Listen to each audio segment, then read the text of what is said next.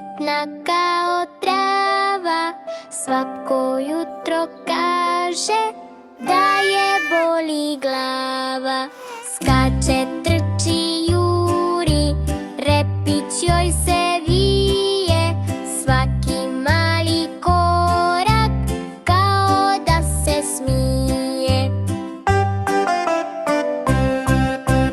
Kad se sunce spusti, maca tiho prede, u svoj mali kutak skupča se i sjede.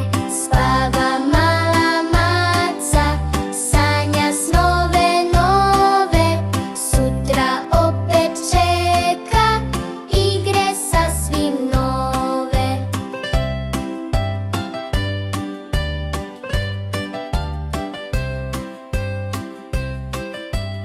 Djeco, ostavite like. I obavezno nas zapratite, sutra ide nova pjesmica.